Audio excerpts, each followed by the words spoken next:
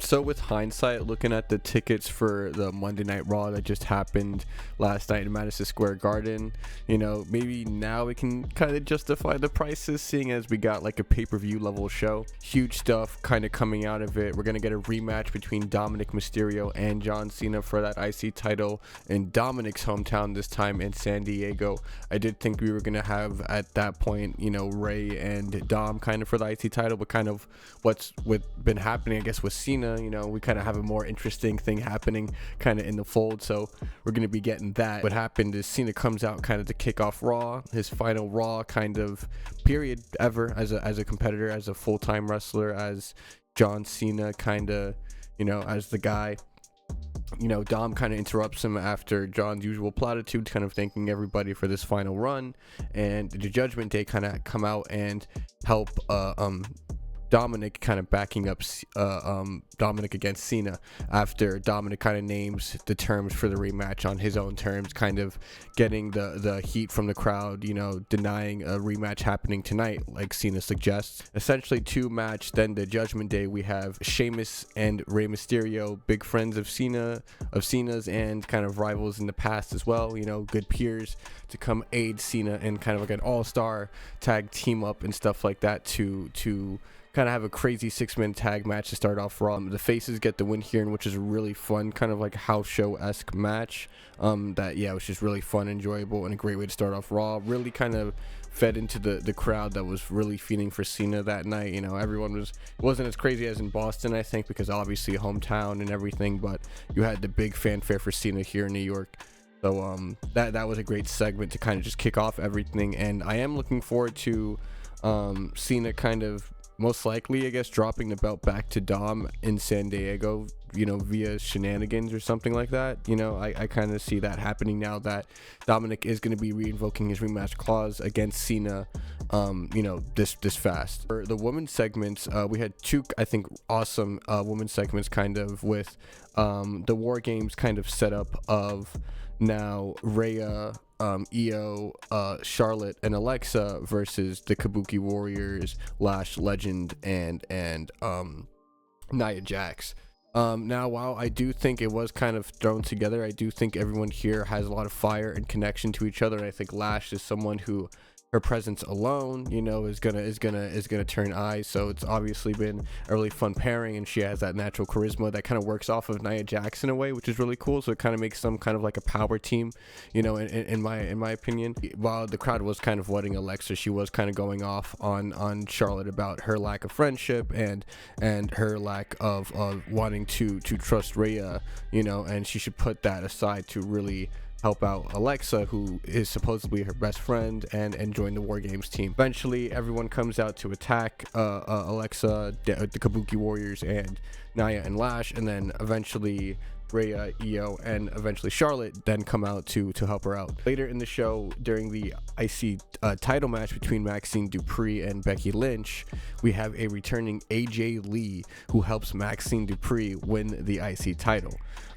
With that happening, we then get a kind of a tease where Rhea is then talking to AJ Lee backstage, kind of teasing some sort of proposal or offer or some sort of discussion, most likely being their next member in War Games. The return of Dolph Ziggler, against Solo Sikoa, which that was insane. That whole return, to me, I think, kind of similar to Matt Cardona, Zack Ryder, is another kind of blast from the past, kind of nod to his work, and I'm glad the fans kind of really recognized Ziggler and gave him that boost in that match, because people really wanted him to win. When he hit that zigzag on Solo, it really did feel like the crowd was fully behind Ziggler and wanted the man to win.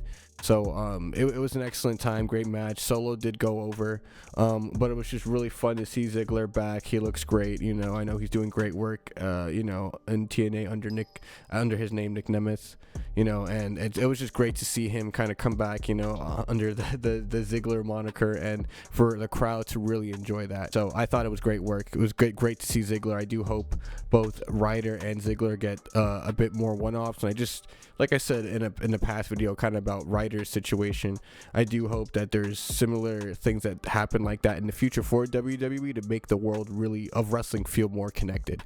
So like that was awesome. And then, man, bro, holy crap, Gunther and Javon Evans freaking had a match of the night, you know, for me in what they had last night.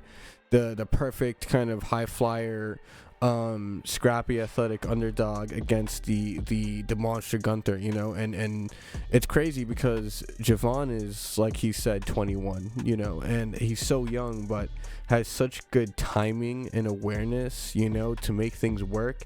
He, like, this is a future like top star in the making, you know. I can't wait to watch him really grow and develop, you know, in so many other aspects when it comes to WWE, because he has so much of it already at such a young age. And this match with Gunther, like, proved it, you know. Gunther did not slouch. It felt like he was always here. He'd never left since SummerSlam. This was his first match since the summer, which is insane, but it felt like there was absolutely no ring rust on the man.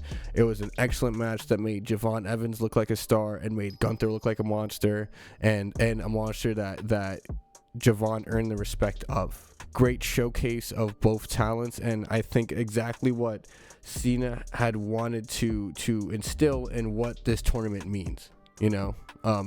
Elevating the next stars, the people who are supposed to carry this company for the next 5, 10 to 20 years, right? So excellent, I think, example of that. And it just makes me excited for the future of Javon Evans and for what Gunther now does next, you know, if he's the man to retire Cena, which, you know, all things seem to point to that, so we'll see. Oh, and to note, by the way, Gunther coming out with that OG theme. And then I think he got Walter chants too from the New York crowd, because they remember, because some of these are NXT heads that remember those great NXT shows we used to get in Brooklyn back in the day. You know, we know, like, New York is a crowd that does enjoy their wrestling, so they do appreciate when they see those things. So, and that kind of brings me to the final segment of Raw, which kind of had a crazy blitz finish.